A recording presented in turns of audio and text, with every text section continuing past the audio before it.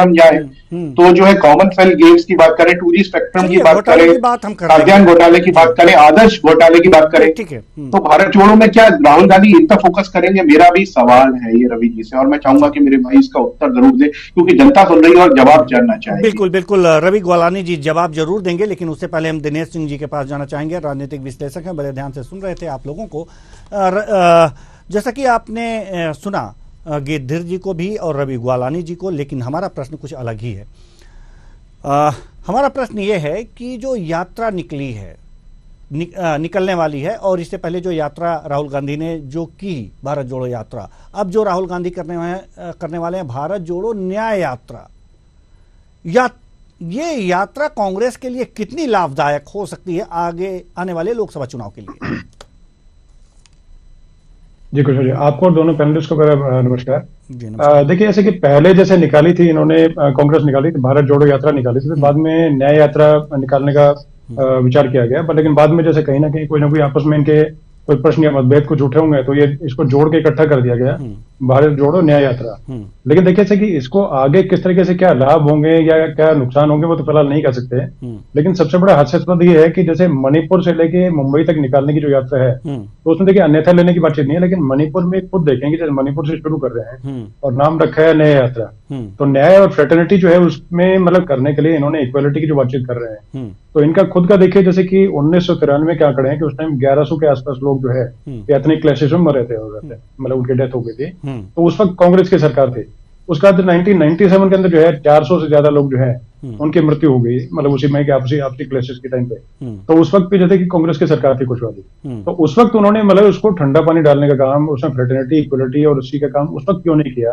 उसके बाद में काफी समय तक इनकी सरकार रही, लेकिन कहीं ना कहीं उसको जो है और फायर फाइटिंग मोड में काम नहीं किया गया था, जिसका नतीजा अभी तक भुगतना पड़ रहा है। तो देखिए पॉलिटिसाइज करने के अलावा ये अगर ये किया था, अभी भी जैसे भारत जोड़ो यात्रा थी, उसमें अगर इकट्ठे करके, मतलब मैं अपने तरीके से बताना चाहूंगा कि उसमें अगर सर्वदलीय जो जैसे इनका इंडिया गठबंधन है, ठीक है, अब इन्होंने शामिल किया है, क्योंकि जैसे पहली यात्रा निकालने का जब रोड मैप बन रहा था उस वक्त ये था कि जैसे इन्होंने जब जारी किया रोड मैप, तो उस वक्त जैसे इंडिया गठबंधन के अन्य सदस्य उन्होंने कहीं ना कहीं प्रश्न लगाए कि भाई हमारे अगर यहाँ से कैंडिडेट लड़ेंगे तो आपकी अगर अकेले कांग्रेस की यात्रा अगर चलेगी तो कहीं ना कहीं उससे नुकसान होने के चांसेस, वोट जो है छटकने के चांसेस है।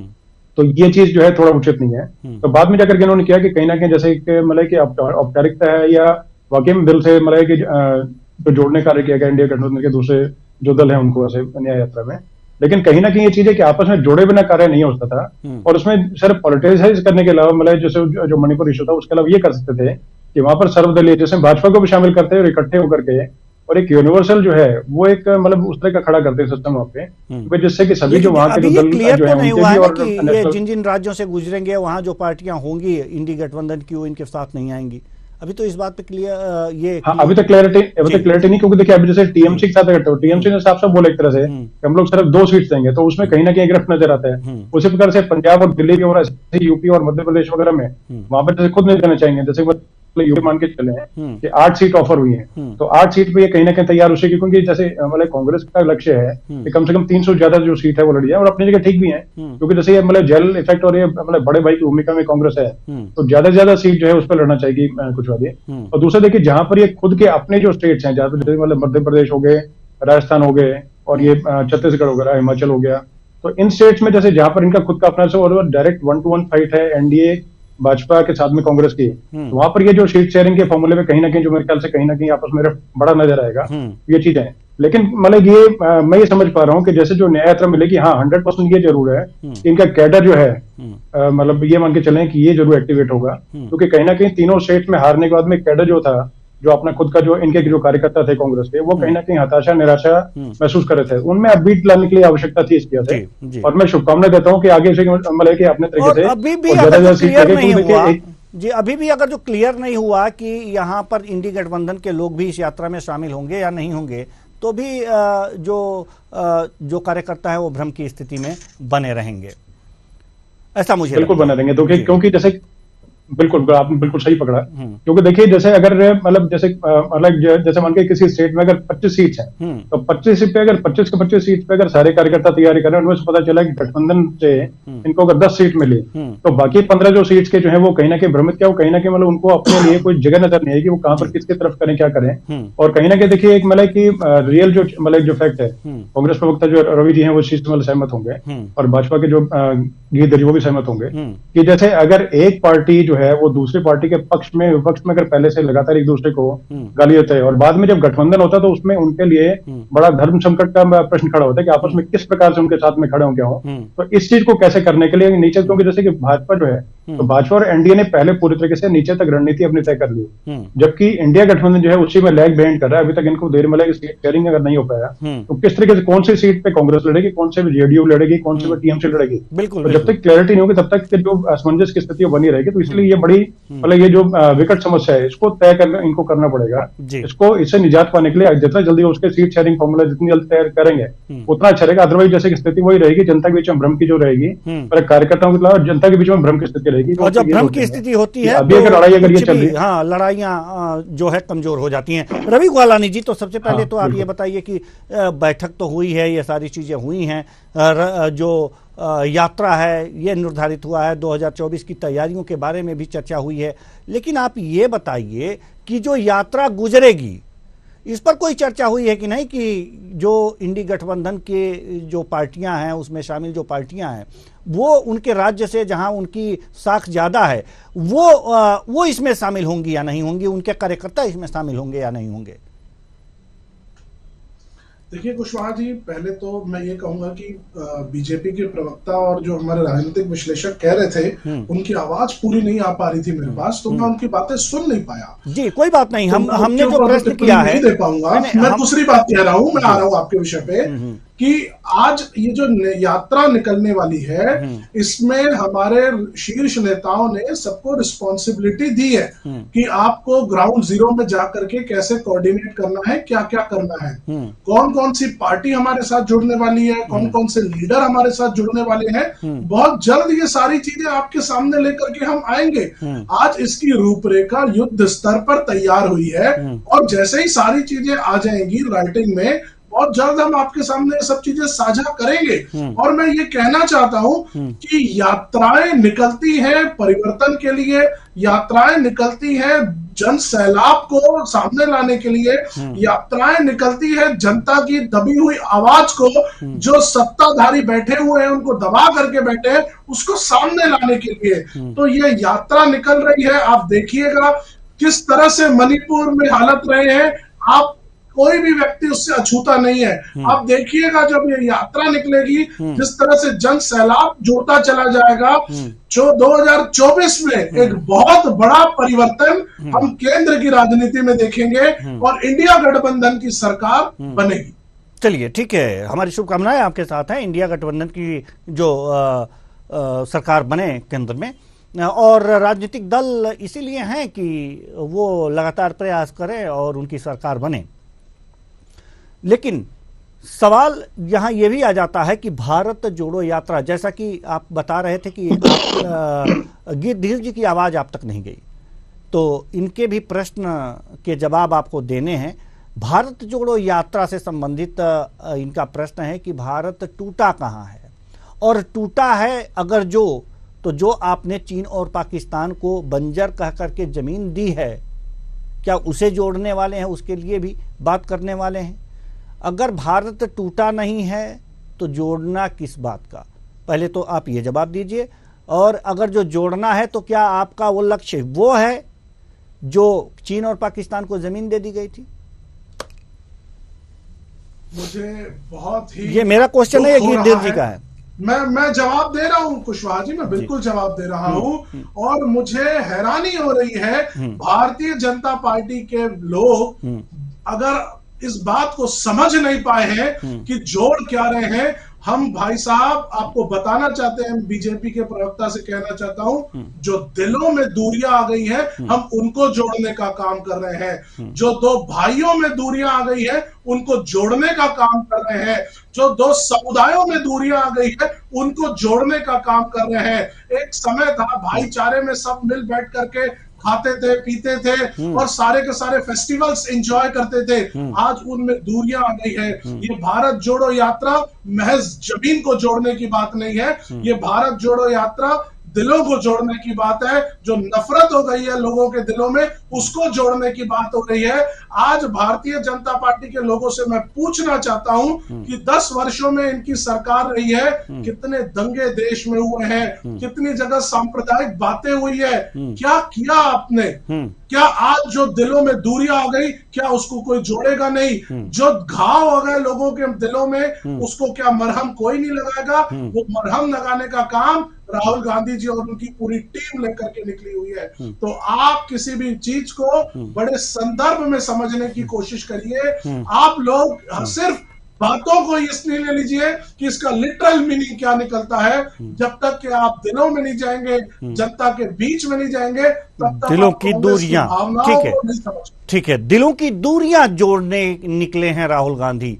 दूरियां पैदा हो गई हैं समुदायों में, दो समुदायों के बीच दूरियां पैदा हो गई हैं, भाई भाई में दूरियां पैदा हो गई हैं, इसे जोड़ने निकले हैं।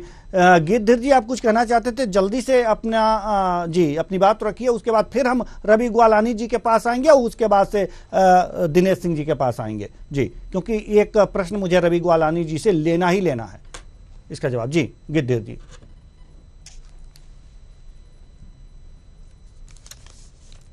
गिरधर जी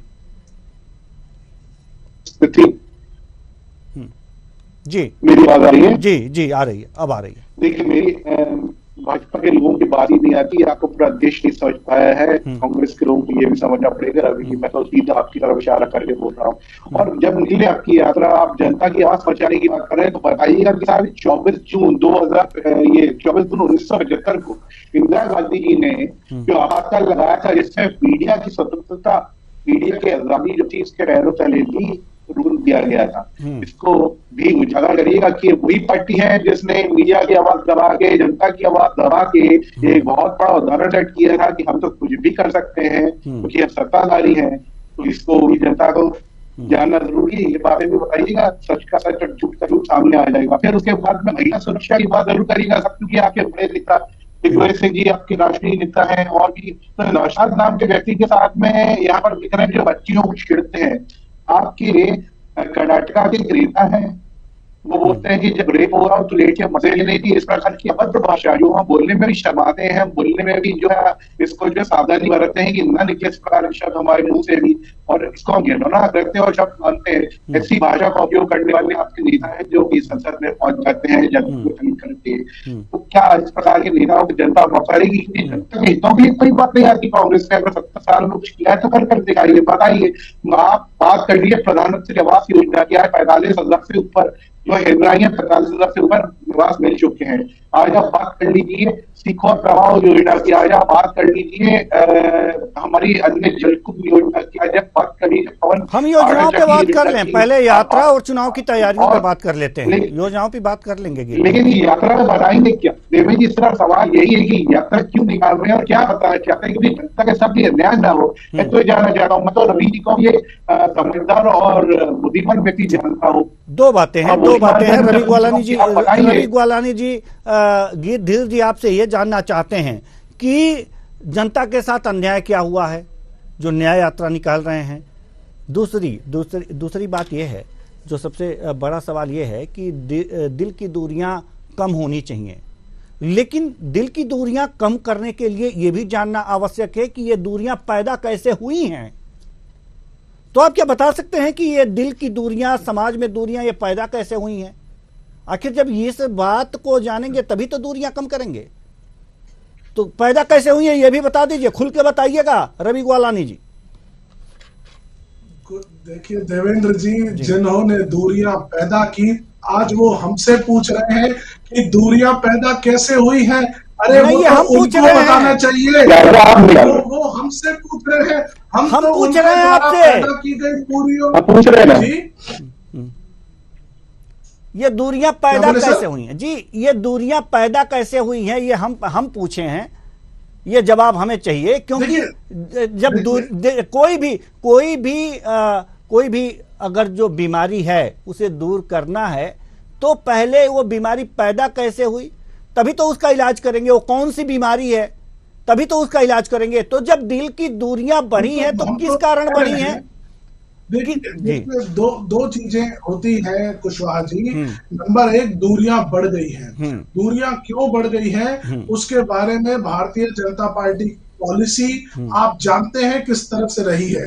खुल के बोलिए सर, हमारे में के लिए मैं खुल के कह रहा हूँ सर, खुल के बोलिए। कई सारी बातें इशारों में कही जाती है, चीजें पहुंच जाती हैं। नहीं। खुल के बोलने की कई चीजों की जरूरत नहीं रहती है। इशारे आप भी समझ रहे हैं कहाँ जा रहे हैं।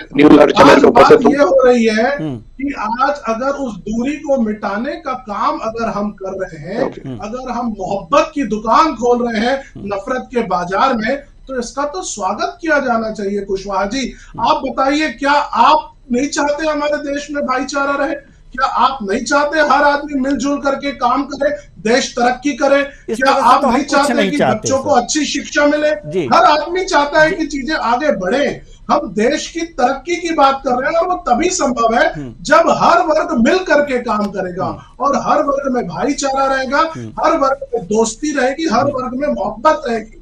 हम तो मोहब्बत की बात कर रहे हैं कुशवाहा जी, हम नफरत की तो बात नहीं कर रहे हैं। और मैं समझता हूँ देश दुनिया में ऐसा कोई भी आदमी नहीं होगा जो मोहब्बत की बात को डिनाई करेगा और कहेगा कि नफरत आनी चाहिए। तो हम तो मोहब्बत की बात कर रहे हैं, हम अपनी बात कर रहे हैं। हम क्या लेकर के आए हैं, कौन क्या लेकर के दूसरी चीज आया है उसके बारे में वो बात करेगा। हम तो मोहब्बत लेकर के आ रहे हैं, हम सबके बीच में भाईचारे की बात कर रहे हैं। और रहा सवाल, आपने अन्याय की बात करी, मैं एक बात करूंगा। फिर जी आप बोल रहे थे, मैं चुप था, सुन लीजिए 2 मिनट सुन लीजिए। बोलिए ना, 2 मिनट सुनिए जी। 2 मिनट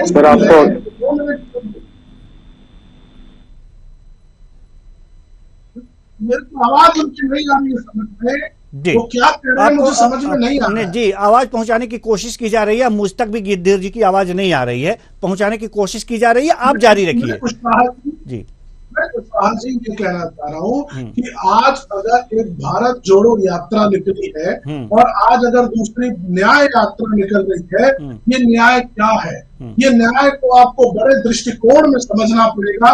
ये न्याय है जनता के बीच में, ये न्याय वो चीज उस बात की हो रही है जो संविधान जिसका अधिकार जनता को देता है। ये न्याय उस बात की हो रही है कि अगर मणिपुर में कोई व्यक्ति बैठा है, मिजोरम में बैठा है, असम में बैठा है, थोड़ा प्रकाश डालिए क्योंकि आप ये जो मोहब्बत की बात कर रहे हैं, ये राहुल गांधी जी नेपाल जाकर चीनी राजदूत से जो मोहब्बत दिखा रहे थे उसकी बात तो नहीं कर रहे हैं आप, क्योंकि कोरोना वायरस फैलाने वाला चीन सबको मालूम है और उसके साथ राहुल गांधी छुप छुपा के जो है मोहब्बत रख रहे हैं। क्या ये मोहब्बत है? क्या यही है मोहब्बत की? उनको लगता है कि उनकी बात ज्यादा जरूरी है, नहीं पहुंचा पा रहे तो पहुंचाएंगे। ठीक है, आप यहाँ पर पार्टी का प्रवक्ता है, आप अपनी बात तो रखिए। चलिए ठीक है, हम दिनेश सिंह जी के पास जाना चाह रहे हैं। दिनेश सिंह जी के पास जाना कर रहे हैं। चलिए ठीक है, दिनेश जी के पास हम जाना चाह रहे हैं। दिनेश सिंह जी, जैसा कि अभी रवि ग्वालानी जी ने कहा है कि हम इशारे बता रहे हैं, बहुत कुछ इशारों में कहा जाता है दिलों की दूरियां।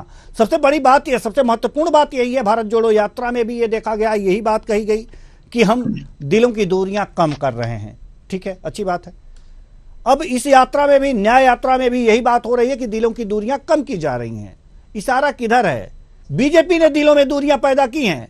रवि ग्वालानी जी, अगर जो हम सही हैं तो, अगर गलत है तो टोकिएगा कि कांग्रेस का कहना है कि बीजेपी की सरकार ने, बीजेपी ने दिलों में दूरियां पैदा की हैं और उस दूरी को हम दूर कर रहे हैं। लेकिन वो कौन सी, किस कारण से वो दूरियां पैदा हुई, ये रवि ग्वालानी जी इशारे में कह रहे हैं। इनका इशारा किस तरफ है सर, हम आपसे जानना चाहते हैं। देखिए कुशवाहा जी, रवि जी क्या बोल गए देखिए, ऐसा कि मतलब इस पे थोड़ा ही बोलना चाहूंगा। एक मशहूर गीत था कि बताना भी नहीं आता, जताना भी नहीं आता, और हमें किससे मोहब्बत है ये बताना भी नहीं आता।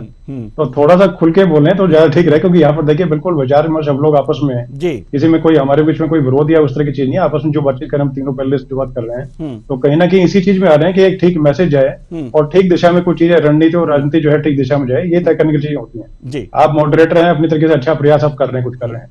तो देखिए एक चीज है कुशवाहा जी, कि दिलों की दूरियों के साथ में दलों की दूरियां जो है वो मिटानी भी अति आवश्यक है। क्योंकि देखिए दिलों के साथ में दलों की जो दूरियां हैं आपस में, से कांग्रेस और टीएमसी बोले, आप बोले, जो बोले, तो और जेडी हो गया, तो सभी दलों के बीच में भी जो है वो दूरियां हैं, तो उनको भी पूरी करनी पड़ेगी। दूसरी, मोहब्बत की दुकान की जहां तक जैसे बातचीत है, तो मोहब्बत की दुकान जो है वो नफरत की दुकान ना बदल जाए, और मतभेद जो है मनभेद ना बदले, ये देखने का काम भी बड़े भाई की भूमिका में जैसे कांग्रेस है, तो कांग्रेस को भी देखना पड़ेगा। क्योंकि सनातन विरोधी बयान हो गए, हिंदू विरोधी बयान हो गए, कहीं मतलब जो जैसे कि अपना एसपी के जो है स्वयं प्रसाद मौर्य हो गए, स्टालिन हो गए, ये सभी के सभी कहीं ना कहीं इस तरह के जो बयान दे रहे हैं, तो उस बयान से कहीं ना कहीं जैसे कि किनारा, मतलब कभी उनको गले लगा लो, कभी दूरी करके रख देना, तो दोनों चीज में सहूलियत के हिसाब से बयान को अपनाना और परे करना, ये सब चीज को छोड़ना पड़े। कहीं ना कहीं क्या ना, मजबूत एक स्टैंड लेना पड़ेगा, तरीके से डिस्प्लेन करना पड़ेगा, तभी चीजें हो पाएंगी क्लियर तरीके से। और अभी हिसाब से मोहब्बत की दुकान जो है अभी मोहब्बत की तरफ जाती हुई नजर नहीं आ रही। अभी सिर्फ है कि ये लग रहा है कि कहीं ना कहीं सिर्फ है कि गोरी राजनीति जो सिर्फ दिलों की और दलों की दूरियां जो है वो बढ़ाने का कार्य चल रहा है। तो अपने तरीके से अगर कर रहे हैं तो मेरी अगेन दोबारा वही शुभकामनाएं हैं। अगर ये पक्ष में है तो बहुत अच्छी बात है, नहीं अगर आप हैं तो विपक्ष में भी ऐसी मजबूत भूमिका निभाएंगे जिससे कि मतलब कि जनता अपने आप में और ठीक से महसूस करे कि ठीक है भाई, हमारी आवाज जो ठीक जगह पे जा रही है। क्योंकि एक मजबूत लोकतंत्र है, उसके लिए कुशवाहा जी एक मजबूत पक्ष जो है उसकी बहुत अति आवश्यकता होती है अपने तरीके। लेकिन आपने एक बात जो कही है वो बहुत ही महत्वपूर्ण है। रवि ग्वालानी जी इंडी गठबंधन के घटक दल हैं, और इंडी गठबंधन के घटक दलों ने सनातन धर्म को समाप्त करने की भी बात कही थी। साथ ही साथ स्वामी प्रसाद मौर्य के बयान भी आप ले लीजिए। क्या इससे दिलों की दूरियां कम होती हैं? आपके जो नहीं, आपने जिन दलों को अपने साथ ले रखा है वो इस तरह के बयान देते हैं, तो क्या इससे दिलों की दूरियां कम होती हैं? देखिए कुशवाहा जी, मैं बड़े ही सम्मान के साथ, बड़े ही रिस्पॉन्सिबिलिटी से ये कहना चाहूंगा कि सनातन धर्म दुनिया के सबसे पुराने धर्मों में से एक है, और कांग्रेस पार्टी सनातन धर्म का सम्मान करती है, प्रणाम करती है। सनातन धर्म पे हमारा इस तरह की कोई भी बयानबाजी हमारी नहीं है, और बड़े ही सम्मानजनक तरीके से मैं पूरे धर्म को प्रणाम करता हूं। मैं किसी भी धर्म विशेष की बात नहीं कहूंगा, मैं किसी भी धर्म को बुरा कहने की बात नहीं करूंगा। हर धर्म को मानने वाले लोग हैं, हर धर्म को जो लोग मान रहे हैं मैं उनका सम्मान करता हूं। सर्व धर्म को लेकर के चलने का काम कांग्रेस पार्टी का है। सारे धर्मों के लोग हमारे साथ जुड़े हुए हैं, वो सनातन धर्म हो, मुस्लिम धर्म हो, ईसाई धर्म हो, सिख धर्म हो, या और भी कोई बुद्ध धर्म हो या जैनिज्म हो, हर धर्म के लोग हमारे साथ जुड़े हुए हैं। कांग्रेस पार्टी सभी का स्वागत करती है और सभी का प्रणाम करती है। सभी के धर्म गुरुओं को भी हम प्रणाम कर रहे हैं। मैं बस आपसे इतना ही कहूंगा इस विषय में, और इससे ज्यादा स्ट्रेच करना या इससे ज्यादा कुछ भी कहना मुझे नहीं लगता इसके आगे जरूरत पड़ेगी। जी बिल्कुल बिल्कुल, आप मत कहिए। लेकिन एक बात, कौन आपसे ये कह रहा है कि आप कांग्रेस किसी धर्म का सम्मान नहीं करती? कौन ये कह रहा है कि आप धर्म गुरुओं का सम्मान नहीं करते? लेकिन जो आपके साथ हैं, जिनको लेके आप चल रहे हैं, अगर वो सम्मान नहीं करते तो आप अगर जो कुछ ऐसी बातें कहते हैं तो उनका विरोध भी तो नहीं करते ना? क्यों नहीं करते? कैसे दूरियां मिटाएंगे आप? देखिए कुशवाहा जी, मैं आपसे वही कहूंगा जो मेरी आस्था है, जो मेरी पार्टी की सोच है। कौन क्या कह रहा है उसके बारे में मैं सही आदमी नहीं हूं, आप उनकी पार्टियों से पूछिए। राजनीतिक विश्लेषक दिनेश सिंह जी बैठे हैं, ये शायद मुझसे बेहतर बता पाएंगे दूसरी पार्टियों के विषय में। मैं दूसरी पार्टियों के विषय में बात करूंगा कि हम प्रणाम कर रहे हैं, हम सम्मान कर रहे हैं, लेकिन गठबंधन के साथ तो है के लिए कांग्रेस पार्टी स्वागत करती है। मैं तो इतना ही कहूंगा सर। जी दिनेश सिंह हम आ रहे हैं, गिद्धिर जी आ रहे हैं। अब दिनेश सिंह जी पर आपने बात डाल ही दी है तो दिनेश सिंह जी ही जवाब दे देंगे आपको। जी दिनेश सिंह जी। जी रवि जी बहुत अच्छे प्रवक्ता हैं, बहुत अच्छी तरह से बात कर रहे हैं और इन्होंने बेबाकी से जो स्वीकार किया उसकी मैं तारीफ करता हूं उनकी। तो लेकिन देखिए बातचीत है कि आपके दल के जो अन्य नेता हैं, देखिए वो डिसिप्लिन तरीके से हैं, मतलब ये मान के चलें कार्यकर्ता जो है वो कहीं ना कहीं हताश है, बड़े नेता जो है वो तो मस्त हैं, उनको कोई समस्या मुझे नजर नहीं आती इसमें इस तरीके से। और देखिए सहूलियत के हिसाब से उसको दरकिनार क्या करना बयान को या गले लगाना, वो चीजें मैं अच्छी नहीं समझता। और अपने तरीके से अन्यथा लेने के लिए देखिए इसमें कुछ भी नहीं है ऐसे। अगर साउथ के कुछ नेता जो है सनातन विरोधी बयान देते हैं तो अपनी सहूलियत से कभी उठा के बोलते हैं कि उनके निजी बयान था, कभी कहते हैं ठीक है उन्होंने बोला ठीक बोला, तो वो चीज थोड़ी ठीक नहीं है। डिसिप्लिन कहीं ना कहीं करके बड़े भाई की भूमिका में देखिए कांग्रेस है कुशवाहा और रवि जी आप भी सुनिए, तो अपने तरीके से बड़े भाई की भूमिका पूरे तरीके से, चाहे उनको फटकार के, चाहे पुचकार के, चाहे गले लगा के, जैसे मोहब्बत की दुकान अपने घर से ही शुरू होती है, तो पहले मोहब्बत से उनको समझाइए कभी इससे नुकसान। जैसे काऊ बेल्ट है तो काऊ बेल्ट में तो देखिए जो सनातन विरोधी जो है उस तरीके से बयान जो है पूरे तरीके से नस्तनाबूद करने का काम कर देंगे। तो अभी देखिए अस्तित्व बचाने की जैसे कहीं ना कहीं इसको भी अन्यथा ना लिया गया है। 50 पिछले 2 चुनाव में 50 या 50 से कम सीट पे कांग्रेस रहेगी। इस बार मेरी शुभकामनाएं हैं कि उनकी ज्यादा से ज्यादा सीटें हैं और इंडिया गठबंधन की पूरे की भी ज्यादा है, जिससे कि ठीक है मजबूत तरीके से एक लोकतंत्र चले। लेकिन अभी जैसे जिस प्रकार से बयान है तो काऊ बेल्ट में देखिए 100% नुकसान जो है बहुत ज्यादा होगा। समय रहता है अगर चेत गया तब तो बहुत बढ़िया कुछ है, नहीं तो भाई बड़ी समस्या होगी। एक ब्राह्मण सम्मेलन किया एसपी ने थोड़ा सा बोलना पड़ेगा कि एसपी ने अपने गैर परंपरागत जो वोट है यादव और हाँ एक मिनट, थोड़ी आवाज बीच में काफी इको कर रही है। तो देखा है कि इनके जैसे यादव और ओबीसी कुछ वोट बैंक जो वो इनके परंपरागत वोट बैंक है। इसके अलावा जो जैसे कि ब्राह्मण जो है वो इनके वोट बैंक में नहीं आते जैसे एसपी के, तो इन्होंने ब्राह्मणों को सम्मेलन किया था। उसमें ब्राह्मण जो थे उन्होंने नेताओं ने साफ तरीके से स्वामी प्रसाद मौर्य पर प्रश्न चिन्ह लगाया और उसमें उन्होंने ठीक है ताकीद भी दी। अखिलेश जी ने अपने तरीके से कोशिश की होगी ठीक है जहां तक उसके डिसिप्लिन रही चीजें, लेकिन उसके एक दिन के बाद में फिर स्वामी प्रसाद मौर्य ने अपने बयान दे दिया। तो कहीं ना कहीं देखिए जो गठबंधन के जो दल हैं, स्टालिन बोले, स्टालिन के मंत्री बोले, अन्य लोग बोले, कहीं ना कहीं कुछ जो बोले, या जैसे कि सैम पित्रोदा इनकी खुद की पार्टी के हैं कांग्रेस के, वो बोले, तो वो कहीं ना कहीं जो रोज गाये बगाए जो बयान कोई आता है तो कहीं ना कहीं इन्हीं को नुकसान पहुंचाएंगे। उससे कहीं ना कहीं अगर चेंज जाए समय रहता तो अच्छा, नहीं तो उतरे। अभी देखिए समय वैसे ही कम है, नैरेटिव एक सेट करने में जनता के दिमाग में एक चीज कोई देखे एम्बोस्ट अगर हो गई तो बाद में उसको निकालना कुशवाहा बड़ा भारी पड़ेगा, नुकसान काफी होगा। उससे पहले ही अगर सुधारने तो अच्छा रहेगा। जी गिरधर जी कुछ कहना चाह रहे थे बड़ी देर से। गिरधर जी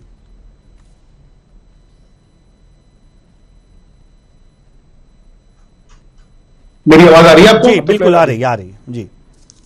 देखिए रवि जी ने बोला कि हम सभी धर्मों का सम्मान करते हैं, सभी धर्मों के धर्म गुरुओं का सम्मान करते हैं। अगर धर्म गुरुओं तक तो बाद में आइएगा, धर्मों तक बाद में आइएगा, आप तो भगवान का भी अपमान करते हैं।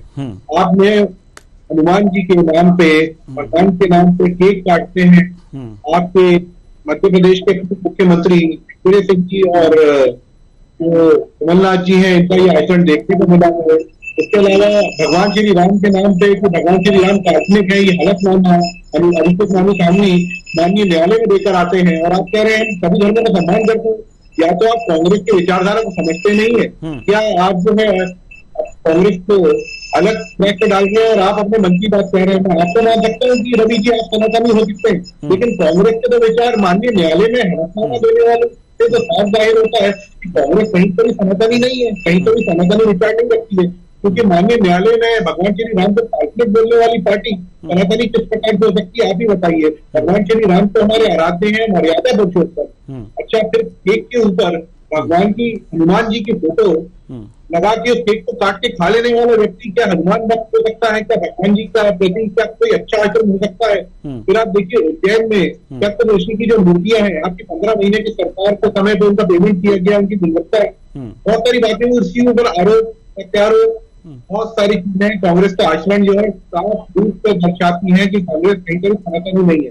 सनातनी की बात तो छोड़ ही दीजिए। इसके अलावा इंदौर में जब गोलीकांड होता है, जब जहां पर लोग बोलते हैं कि राहुल गांधी जी को आने की आवश्यकता नहीं है, गांव के लोग मना करते हैं, तो राहुल गांधी जी जबरदस्ती चोरी छुपे लोगों के साथ बाइकों पे छुपा के जाते हुए पकड़े जाते हैं और गांव वाले वहां पर उन्हें रोक के बिना मिले वापस करते हैं। तो का भी जब मौत का विषय आता है तो वहां पर भी गुट्टों की तरह राजनीति करने के लिए राहुल गांधी और प्रियंका गांधी पहुंच जाते हैं। लेकिन जब राजस्थान में आपकी सरकार थी, एक टेलर मास्टर जी को साथ में उनको गोलियां मारी जाती, वहां पर ये गिद्ध की तरह क्यों नहीं पहुंचते?